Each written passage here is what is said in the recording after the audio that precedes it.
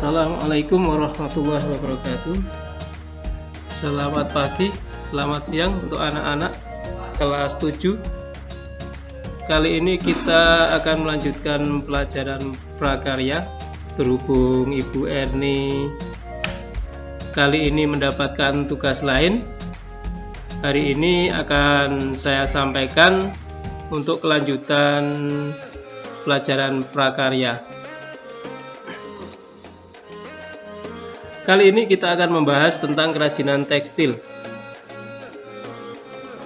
Kerajinan tekstil adalah suatu karya seni atau kerajinan yang dibuat dengan memakai bahan utama kain. Akan tetapi, tidak semua yang menggunakan bahan utama tekstil itu bisa dikatakan sebagai karya seni.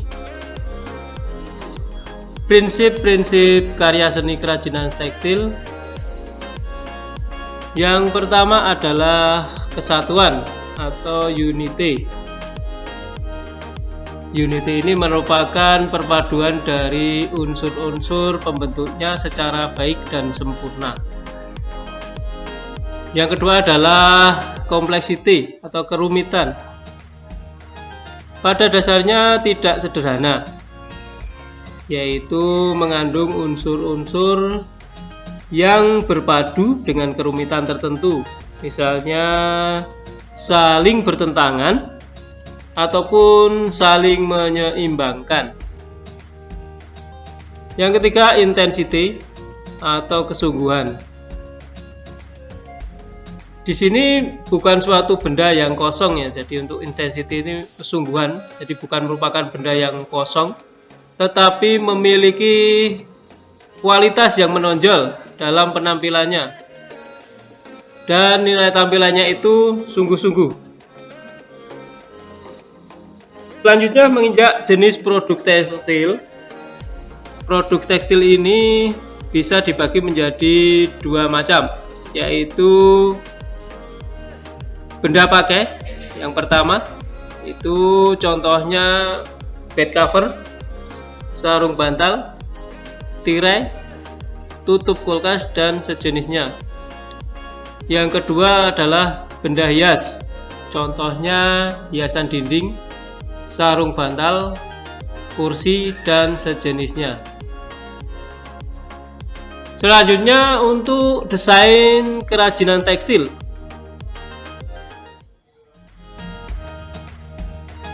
Desain sendiri bermakna rancangan gambar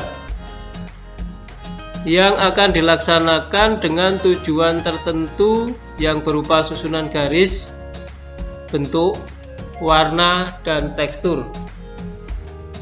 Desain akan dikatakan baik bila memperlihatkan susunan yang teratur dari bahan-bahan yang digunakan, sehingga menghasilkan benda yang indah dan dapat dipergunakan. Untuk desain sendiri itu bisa dibagi menjadi dua macam, yaitu desain struktur atau structural design. Susunan dari garis, bentuk, warna, dan tekstur dari suatu benda, baik benda-benda yang beruang, bukan beruang mempunyai uang atau beruang hewan, tapi beruang mempunyai banyak ruang atau satu ruang atau beberapa ruang, maupun gambaran dari suatu benda. Jadi kita ulangi, desain struktur adalah susunan dari garis, bentuk, warna, dan tekstur dari suatu benda, baik benda beruang maupun gambaran dari suatu benda. Yang kedua, garnitur atau dekoratif desain. Dekoratif desain adalah sentuhan atau perlakuan yang diberikan pada permukaan busana yang memberikan efek memperindah penampilan. Garnitur bisa sebagai unsur dekoratif atau hiasan, bisa juga sebagai unsur fungsional atau fungsi pakai. Ada 3 cara menyusun dekoratif desain atau garnitur. Yang pertama, by the color and pattern. Ini merupakan warna dan motif atau pola yang tersusun dalam bahan tekstil pada busana yang secara tidak langsung itu bisa berfungsi sebagai dekoratif desain. Contohnya adalah batik tapis tapestri songket. Yang kedua, by construction detail. Itu membentuk detail hiasan tertentu pada busana yang biasanya dilakukan dengan membuat jahitan atau setikan pada kain tekstil. Contohnya quilting, smoking, siring, pitak. 3. By decorative trims. Teknik yang biasanya berupa tempelan kain di atas permukaan kain dengan menambahkan unsur pelengkap lain pada permukaan kain. Contohnya penambahan kancing atau button, penambahan renda atau lace ya, braids atau kepang, spring, susur ekor kuda. Cara yang dilakukan dalam pembuatan produk kerajinan tekstil. Yang pertama, itu menentukan jenis benda yang akan dibuat. Bisa benda hias ataupun benda pakai, tergantung niatan yang akan kita buat tadi. Kemudian membuat desain produk. Ketiga, membuat desain hiasan. Yang ketiga, menyiapkan bahan dan alat. Yang terakhir, langkah kerja selanjutnya adalah menentukan langkah kerja pembuatan produk.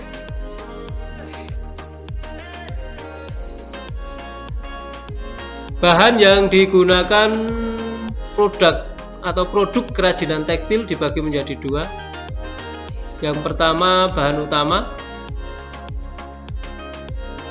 Bahan tekstil biasanya yang digunakan untuk bahan utama itu terbuat dari serat alam atau polister, baik berupa kain tenun, rajut, kempa, ataupun berupa benang atau tali. Contoh bahan tekstil yang digunakan itu antara lain bisa kain belaju, kain wol, kain katun, PE, akrilik, chiffon, ceruti, flanel, dan lain-lain. Yang kedua, bahan pelengkap. Macam bahan pelengkap itu bisa berupa benang, lining. Lining itu bahan pelapis untuk melapisi baju, biasanya di dalam. Kemudian interlining itu pelapis antara. Pelapis antara itu biasanya digunakan di antara kain yang dikerah baju. Kemudian pita dan renda, kancing, hak, dan zipper atau resleting. Anak-anak sekalian, demikian yang bisa saya sampaikan untuk hari ini. Mudah-mudahan bermanfaat dan jelas. Untuk bagi yang belum jelas bisa mengulangi 1, 2, 3 kali lagi, ataupun bisa membaca dalam buku-buku panduan yang lain yang sesuai dengan tema hari ini. Saya cukupkan sekian. Assalamualaikum warahmatullahi wabarakatuh.